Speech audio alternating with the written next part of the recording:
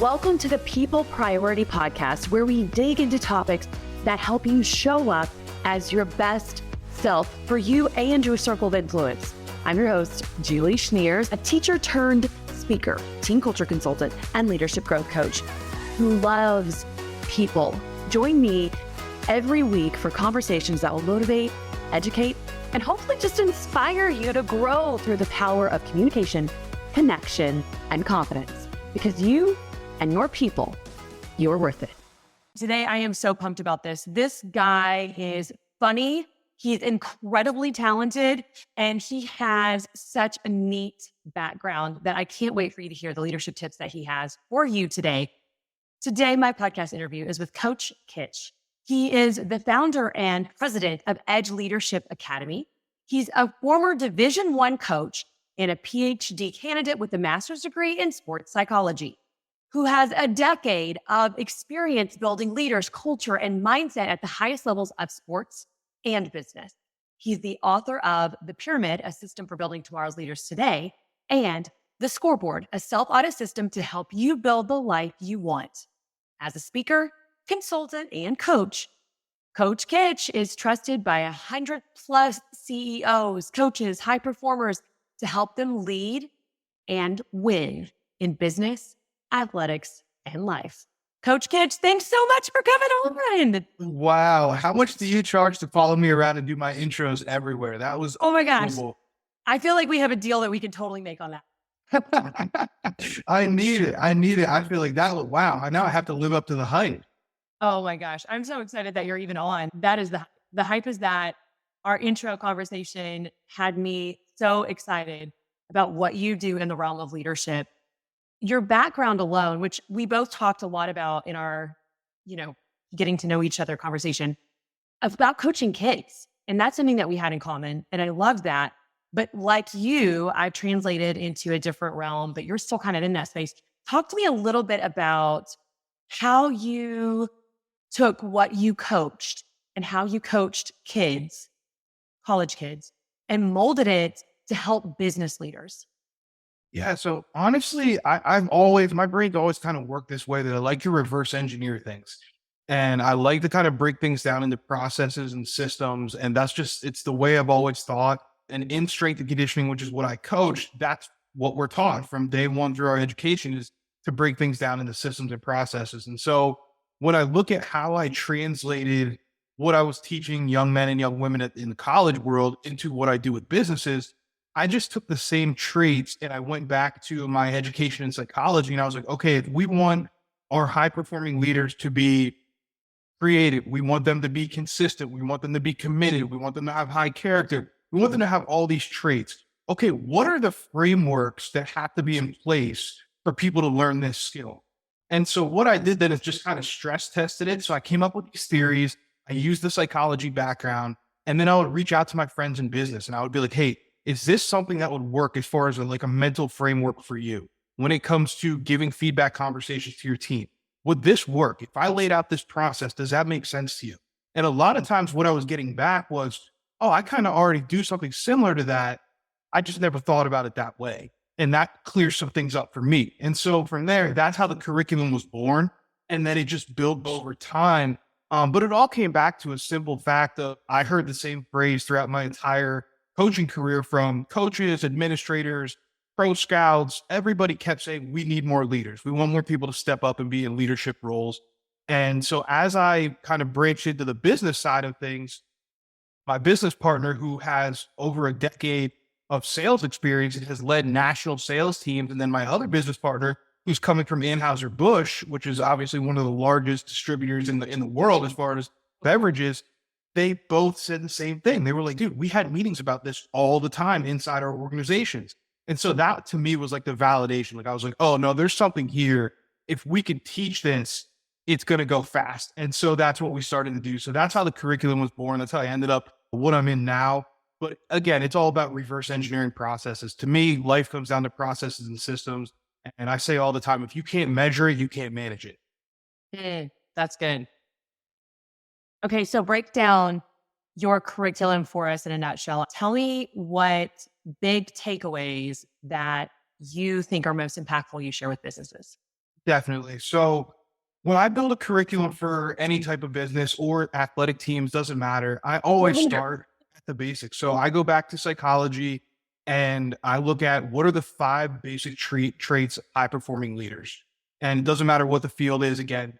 And so I'm not creative enough to come up with this on my own, but they all happen to start with C's. And so we call them our five C's of leadership. It was completely Yes. coincidental. Yeah, completely coincidental, but it's great for marketing. And so the five C's of high performing leaders are character, creativity, communication, consistency, and commitment. Those are the five traits that high performing leaders have. And so all of our curriculum start with those five things. And then from there, we do a deep dive on whatever that organization needs. So obviously there's subplots within each of those. So when we're talking about consistency, what do we need to be consistent to? What do we need to be consistent in? When we're talking about commitment, where are we having our commitment issues within our organization? Are we having people leave? Are we having clients leave? Where do the issues fall? And so we kind of trace everything back to those five C's and we start there. And then we also have a whole series on culture. So we do what's called series. So we split our curriculums up into like 6 to 8 lessons. And again, some of these get squeezed down into a keynote address or whatever the organization needs at the time. But we have upwards of 35 different like hour-long presentations that we can do, and we can mix and match parts of those together to serve whatever needs of the client. So again, we start with those five C's, and then from there we look at, okay, what functions of these five C's are we struggling with? So it can go into culture, it can go into, is there a trust issue, is there an accountability issue? Are we not navigating conflict well? Are we not holding people accountable? Well, why are we not holding people accountable? Is it goal setting? Is it the KPIs that we're using? What are it? And so again, it's all reverse engineered, and it starts with a long conversation with whoever the leader is, whoever the CEO or the senior manager that we're working with is. Let's have a very frank and honest conversation about where we're at. Yeah. And I think that's where it starts too, is having a frank and honest conversation with your leaders. You got to start in that space. Okay. So I talk a lot to all kinds of leaders in the home leadership, in the classroom leadership, in business leadership, in leading my own life. Leaders, you're a leader in, I say, your circle of influence. And when you're having those long conversations with your leader before you walk into a space, what are some things that help that leader really self-reflect on what they actually need in their space? It's a great question. I think it has to start with the leader knowing themselves. It has to start with you being very, very clear about your vision, your mission, and your values, not just as a business, but as a human. What do you fight for as a person? What do you stand for in your life? I say all the time, my business is a reflection of me. My business is 100% a reflection of who I am as a man, who I am as a human, who I am as a brother, a son, all those different things. Nothing happens in a vacuum. And sometimes we think as leaders that we can compartmentalize our life and we're one person at work and we're one person at home. And yeah, there's obviously subtleties to it that you transition, but overall, who you are is who you are. Yeah. And so before you can have an honest and frank conversation with somebody on your team, you have to be clear about who you are. And then from there, you have to be self-aware and vulnerable enough to hear that feedback. I tell people all the time, the world is giving you the answers if you just stop and listen. And so you have to be willing to hear that feedback. A lot of managers have that open door policy, this open door, but then you come in and you're dismissive with that person. Well, now listen, behaviors are caught, not taught. So if you're dismissive when you're with your person, when they come in to give you feedback of any sort, then it's out the window, and that's how it's going to show up in your team. And so, the big thing for me is always when we're having these conversations, I want to observe it. So I want to watch a leader interact with his team. And I might not even say anything. I might just be, in the corner of the room or whatever. I want to watch. I want to see, how do you communicate? What are your habits in communication? And then I can tell you usually where the feedback bottleneck is. What's the issue here? And I think the other piece for leaders that's really important is we have to have a system for filtering feedback. We have to have a system for understanding where the feedback is coming from, what is their intent, and then asking yourself some serious questions like, okay, if person X on the sales force is complaining about this thing, okay, it may be a valid concern for them, but I might have a different perspective because I see things from a larger scale. So I'm focused on the process. And so I understand, I hear your concern. However, this is why it's not something that we can act on now. So keeping that lens, and I think when you do that, it gives you space to not take things personally. And then you can have those open conversations. You can say, okay, I'm willing to hear this. And then the final kind of tip I would give for that is just make sure you got a checklist. Like have a checklist of giving regular feedback and receiving regular feedback from your people. And it's simple. You start with what's work, what am I doing well? I ask everybody on my staff this question, probably so much that they hate hearing it. I say, what am I doing well? What am I missing or not doing enough of? And then how can I make your job better? I ask my team that all the time. That's feedback. That's a feedback conversation. And if I ask it enough and I continue to hammer it and I don't let them just tell me how great I am, then eventually they get comfortable giving me that honest feedback. Absolutely. Oh my gosh. I love that you said that, because one of the things that I'm so passionate about, I love creating with clients, whether it's coaching or in a consulting time, our legacy lens, because who we are and how we show up is based off of, who we want to be and how we lead and what we say yes to. And I love writing legacy lenses with my people because I think that's where it starts. It starts with you. I love that you say that too. 100%. It has to. You have to lead yourself first. Before you can Yeah. lead anybody else, you have to lead yourself first. And you call it legacy lenses, which I love. I call it ego versus legacy decisions. I Right. say all the time, why are you Yes. making certain decisions in your personal life and in your business life? Is that something that suits your ego and makes you feel validated or gives you some sort of outside validation? Or is that something that's building a legacy? And normally legacy decisions don't feel good in the moment. Uh, Interesting. That's very interesting. I love that. Okay. So as a coach, I just tell me a great story about you and a kid and when you knew that you were doing the thing as a leader. Can I hear a fun story like that? Because that just intrigues me. Wow. Yeah. I love these kind of things because my players, they're a part of my family. So I had a young man who was a transfer student, had a rough upbringing, really, really tough upbringing. When we first met, we butted heads. I mean, it was oil and water, big Okay. time. And there were multiple exchanges and things like that. And I remember at one point he walked out of the weight room and said, I'm not coming back if this guy's still here, this guy being me. And I just continued. I just stayed in his ear and I refused to. I always say all the time, you will not outwill me. You just won't. And so I continued to preach the lessons, but I got to know the kid and I helped him with his final exams and we spent time together, spent a lot of time together over the course of his 2 years with me. And he graduated and I wasn't sure, I was like, maybe I got through to him. Maybe I didn't. I think I did. It's definitely better than when we first got together. And then one night I was at my house. I had a FaceTime from a random phone number. I'm like, who is this? So I answer it. And it was this young man and his daughter. He had just had a daughter. And he called me with his daughter on the FaceTime to thank me and Wow. talked to me about character. And he talked to me about all these different things that I had talked to him about.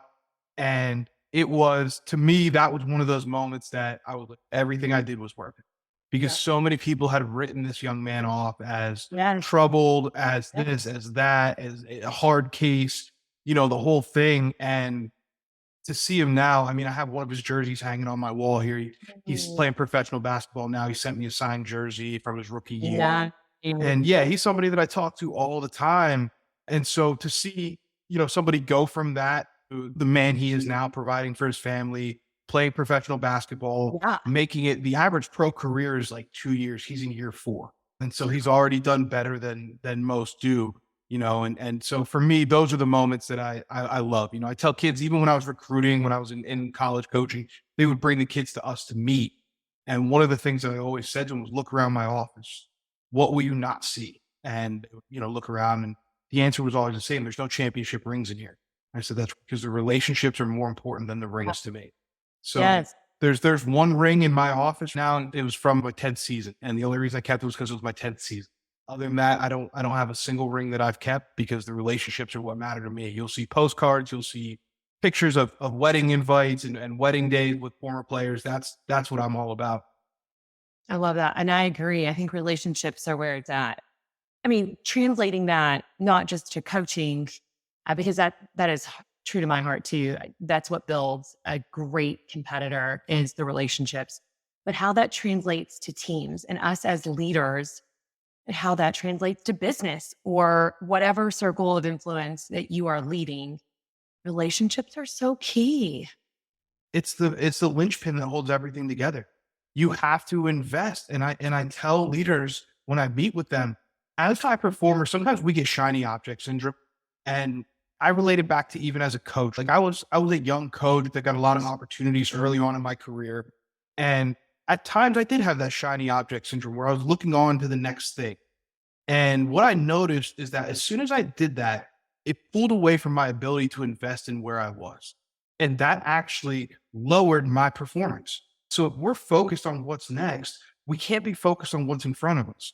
And so I tell people all the time, the big time is where you're at. If you want to be a CEO, be the best senior manager you can here now. That's how you become a CEO.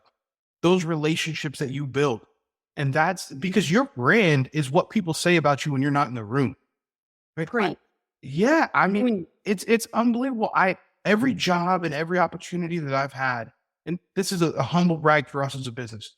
Our ad spend, you listed how many people we work with, all these different things. Our ad spend, $0. Zero. Not a single paid ad. It's all word of mouth because it's relationships. Our clients will stand on the table for us. Our clients will go to war for us because we invest in them. And so I tell leaders all the time, if you're not investing in your people, in your organization, and in your culture, you can forget about results. Yep. I love that. That's probably why I like you so much. Because yes, what he said. What he said. It's louder for the people in the back. I love when you said the big time is where you're at now. Oh my gosh. I'm going to put that on my wall. The big time is where you're at. Because you know what? That's hard. I feel like that resonates too with any leader and everywhere.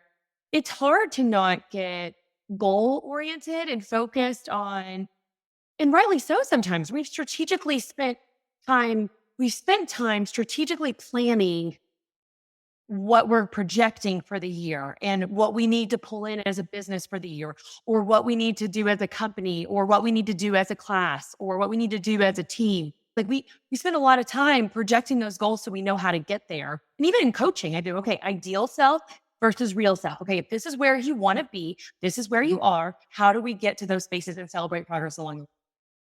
But being able to just be where your feet are now, that is so good, but hard to do. So what advice do you have for the people who struggle with being where you're at? Have a system, have a process, have an audit. Like you have to audit yourself. That's what my second book, The Scoreboard, that's what it's all about. I do it every year. It's a 14-page audit that I sit down and I do on every area of my life. I also do quarterly audits where I'm auditing, like, what am I paying attention to? What am I spending my time on? What am I putting my energy into? What relationships do I need to water? What relationships have I let dry up a little bit? Because there's seasons to life. And especially as high performers, there's seasons where, listen, I got to focus on my business. I have to. But during that time, I need to look back and say, okay, what relationships did I let go a little bit? I need to go back and water those. Because work-life balance is not a real thing. It's work-life integration. It's finding a way to marry the two together and understand the ebbs and flows and be okay with that. And so you have to audit yourself along the way, because when we're looking at these big goals and we're saying, okay, I want to make X amount of revenue. I want to scale my team to X amount of people. I want to do these things. That's great. Okay. But what seasons is that appropriate in? When is that appropriate? And if I'm going to do this, and I break my life, I say, go back to school. Semesters in a college are 16 weeks. So break it down into semesters. Say, okay, for the next 8, 12, 16, 4, however many weeks you want to do, say, these are the top priorities for me. These are the things I'm going to focus on. And then after that, I'm going to balance it out by focusing on these things. And sometimes life will throw you a curveball. Listen, I was in a huge growth phase for our business. I was focused. That was my sprint. I had a 12-week.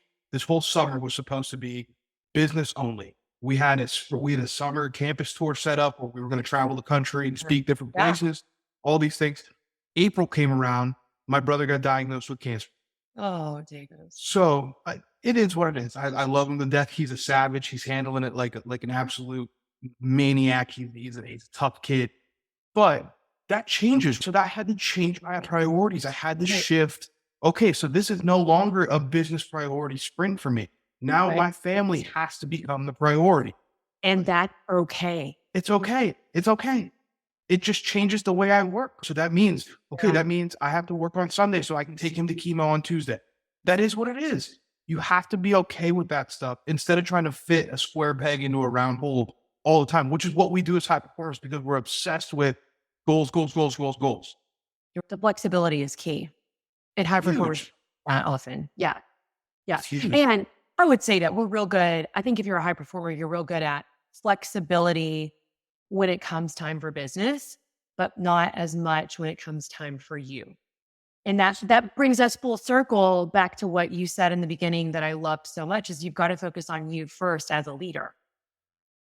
So if you first as a leader need to work on Sundays and not on Tuesdays so that you can take care of a family obligation or heart piece, just be where you want and need to be, then you got to be flexible enough and forgive yourself and let there be peace in that space so that you can be your best self. And building that into your schedule.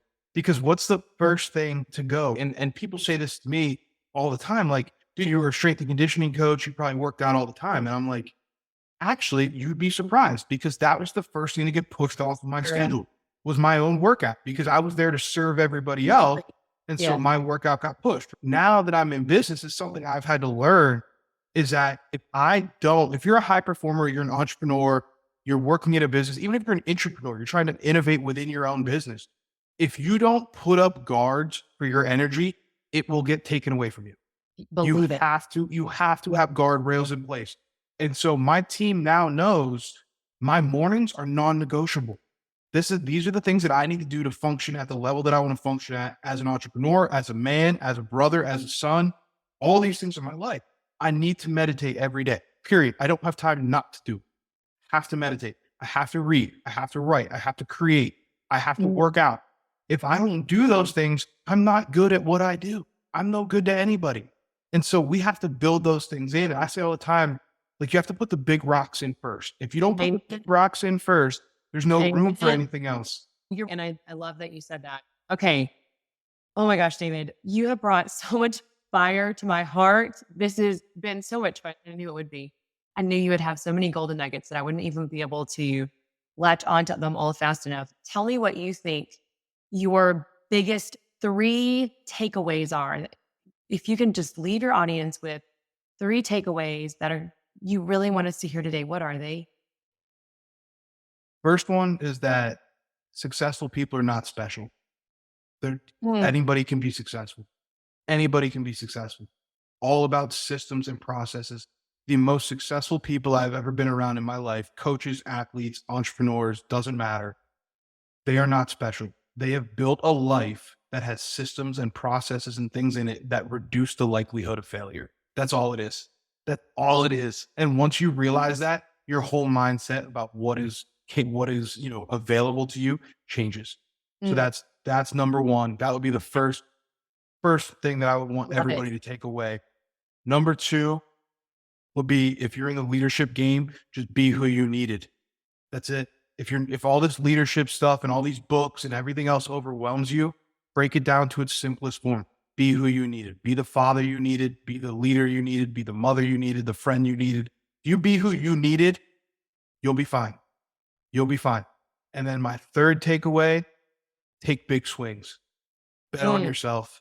Bet on yourself. Like the scariest thing to me is the day that I die, the person I could have been meeting the person that I was and not recognizing each other. That scares me to death. And so I try and live a life answering the question that everybody runs away from, which is, what are you truly capable of? So take big swings, like just do it because you will feel so much better. And even if you don't get what you think you were going to get, the person that you become because you took those swings will make you so much happier in the long run. So take big swings. So again, it's success is not reserved for the special. Be who you needed and take big swings. Oh my gosh, David, it was so perfect. It was so perfect. I needed to hear this today. So thank you so much for sharing your words of wisdom. 2 more things that I love to leave an audience with is one, besides your beautiful words of wisdom, do you have a challenge? All these leaders that are writing down your nuggets. What is one challenge, one change that I can make because you think it'll truly impact my life this week? Make a list of your daily habits, the things that you do most often, Yeah. and then write down what value they represent. And then ask if that's the person that you want to be. I love that you said that. But you know what's funny is I already wrote down my words of wisdom from David, things I'm going to do this week. I'm going to look at my processes this week and I'm going to really, really investigate. And I try so hard to do habits. It's hard. It's hard to create a process for yourself and create this habit. So gosh, you're so incredible. I love this. Last thing, do you have a favorite quote of someone from someone that you kind of carry with you that you'd want to share with us today? So my favorite quote would be, "Who you are speaks so loudly that I cannot hear what you say." And it's from Ralph Waldo Emerson. I love that. That's good. And then developing who you are and how you want people to see you and how you lead. David, thank you again. I've loved this. I cannot wait to visit again sometime soon. Thanks for listening and being my people. I hope you enjoyed this episode. And if you did, hook me up with a 5-star review wherever you're listening right now. And as always, don't forget to subscribe to the People Priority Podcast so you don't miss out on more tips, tricks, and important reminders. All right, I'll see you next week.